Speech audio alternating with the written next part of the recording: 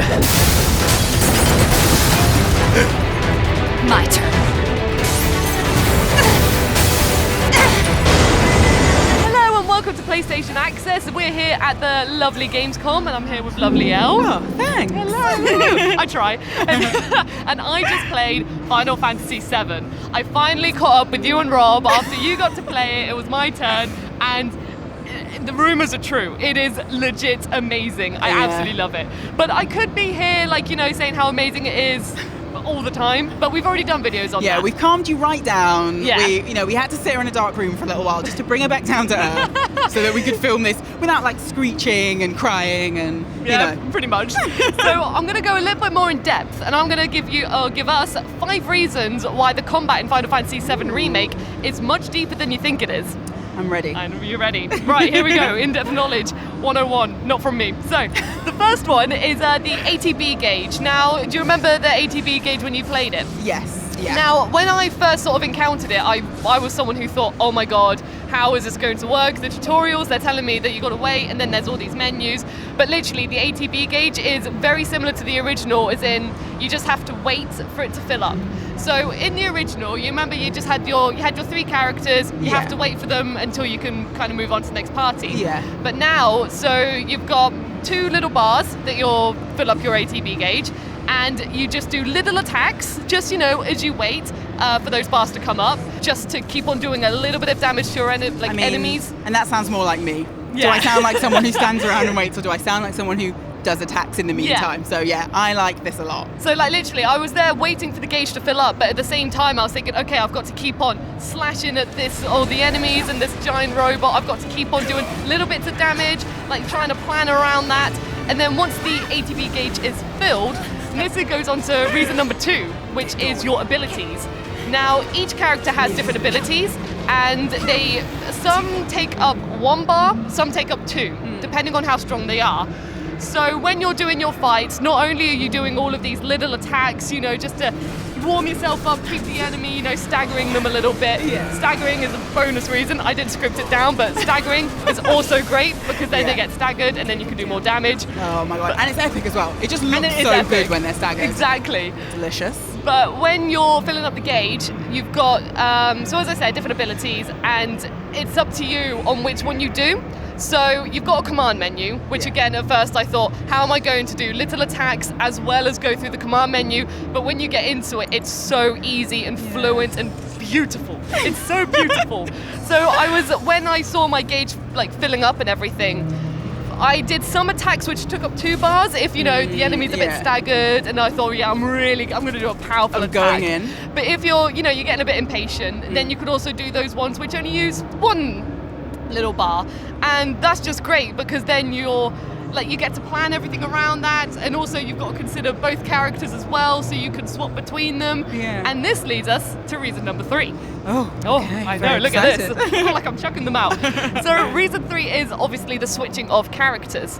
Now, with the original, you of course had your party of 3, and you had to wait for their turn until the time limit came up, and then that was all jam, crack and dandy and great. Whereas in this one, you can switch between the characters at any point you want, unless they die. Which is a bit of a bad thing. Let's not talk about that. Yeah, so when, for example, let's say I'm Cloud, I've been doing a lot of quick little attacks, and I've just used a big ability attack, and I feel good. I did a lot of damage, it's great. But now, Barrett, he could be he's ready. He's been there shooting as well, and his bar's full, so I can immediately now swap to him and do another one of his big abilities. And it's also great as well with switching the characters, because when you're fighting, as we've all seen in the trailer, there are some benefits to other characters. So Barrett, he can shoot at long distance, as I'm sure you remember when you played it. So, of course, you do wish you could just be Cloud with your giant sword and just keep on doing, short attacks and everything. But sometimes the enemies, they're much more animated, so they can jump on walls and everything. And so, of course, Cloud can't reach that. So that's when you quickly swap into Barrett. Get that gun arm out. Get that gun arm. It's so satisfying, the gun arm. It's so good. Seeing, the little numbers. I think as well, I thought this was... For me, I was like, this is going to be too fiddly. I'm somebody that, you know me, I just want to be attacking all the time. And I thought having to swap between characters is going to be something to manage. Yeah. And it doesn't feel like that. It feels like this free-flowing, dance. I'm going to be really pretentious. I'm going to say dance. Dance of combat. But it really does. It was like, like you said, going with a big attack here, then whilst I'm kind of waiting for him to build that back up again, switch over from Cloud to Barret, use Barret for a bit. Like it just, it felt so good. Yeah. And not only that as well, but let's say you're Cloud and let's say you've taken a bit of damage. Of like, you've got in there close combat and you kind of want a bit of a breather to re-strategize what you're going to do. Pop into Barret, because he can take a bit more of a distance. You can carry on doing his little bullet attacks whilst thinking, okay, how am I going to approach this next? What am I going to do now? And like you said, like it's constant action, but it's so beautifully put together. It never feels as if you're panicking. I mean, like you're always planning. It's just it is a dance. It's beautiful. But I'm going to move on to point number 4 because I could talk about this all day. So reason number 4 is the magic.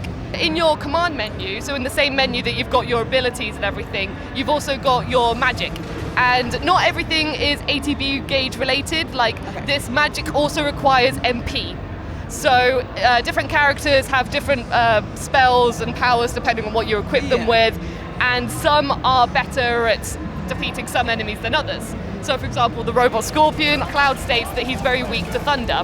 Yeah. Now in the game version I played, Barret was the one who had thunder, but you don't want to constantly, I fell into this problem because I got into the habit of, I'm so involved with the action, I'm shooting, right, a bit of thunder, brilliant. But the issue I had with that was that my MP amount went down very quickly. Right. So because I was so involved with it, I should have planned more on when Barret wanted to use the thunder, because then I just had to wait again until he could do it. And there were some moments where the boss battle he was staggered, and it would have been beautiful if I did a thunder attack, get him while he's down. But because I didn't plan the magic well enough, I know. A missed stagger. Stagger it's literally is so heartbreaking. good. Yeah. And then point 5 is the limit. Okay. Now, limits are awesome. Limits, you always know them in Final Fantasy VII, that limits have always been brilliant. They're so cinematic and beautiful, and when you use them, you get a big chunk of damage coming off them, and it's great. When I saw the limit gauge fill up, I was like, yes, I've taken a lot of damage, which is bad, but it's also good. I'm ready for this. And the limits, they're just as beautiful as ever, but also using them at the right moments is also, you don't want to just necessarily use them immediately. Sometimes you might want to save them, but this is the thing as well, because you can do those little attacks. Let's say your enemy, it needs a little bit more damage before you do a limit break and take off, let's say, all of its health. So you can carry on potentially doing those little attacks, and then when the timing's right, you can chuck in that limit. I did this with Barret on the Scorpion boss, and it was so satisfying. I saw that his limit break had just filled to the top, but the Scorpion had put some armor on at this point, so I was like, okay, right, if I do a limit, am I going to knock it out? Is it a risk? So I kept on going a bit more, and then when the moment he was just about to do a big charged attack, and I thought, no. You are not going to do your big round attack on me, Mr. Scorpion Robot. So I got Barret, switched over to him, did his limit break, and it was so satisfying when everything goes in slow motion. I mean, that was the best bit. Yeah. It's so good. And then, as well, like you said before, that you kind of have to learn your timing using the magic in particular. Yeah. I felt like that really helped me by the time I got to where I wanted to use my limit, because I was not timing things correctly. I was just let me just do everything immediately. Yeah. And then I think that's what really helped me, was that kind of having to pace out using my kind of magic abilities. Yeah. Was then when I wanted to use that epic slow-mo limit, particularly when they're staggered, that's when it's most amazing. The game had taught me that by the time I was ready to use my limit, which I thought was really cool. Well, because the thing as well, going back to the magic very quickly, for me, both Barret and Cloud had Cure. So I remember that Cloud was at a point where he was quite weak for me, and I was Barret at the time, and I thought, oh gosh, I've got to heal him quick before he's down. But because I used all my MP magic for Thunder, I couldn't cure Cloud instantly, so then I had a little bit of a panic, what am I going to do? But then I just quickly switched to Cloud, he ran off for a bit and then healed. But again, it's just this constant planning things and getting things sorted, but I can't emphasize how beautiful and how flowing it is, because it may seem like there's a lot going on, but honestly when you're playing it, it just fits. Everything just fits so beautifully, and I was really surprised by how well everything fitted in together, and just the combat was so satisfying, and I loved how strategic it was whilst also being incredibly fun. You've got me really excited again now, because you got to play it and I didn't. But yeah, hopefully you guys are looking forward to it as much as we are, because yeah, as a full-on Final Fantasy fan and a pretty new fantasy fan, we've both been very happy with how this is played. So yeah, can't wait for this one. And we'll obviously have a lot more Final Fantasy videos coming your way. So if you want to know when they hit the channel, make sure that you subscribed and hit that notification bell to stay up to date with everything from the world of PlayStation Access. You're not real. You're Cloud. I have a favor to ask of you. Run away. You have to leave. You have to live. You bastard! Yeah! Hold on to that hatred.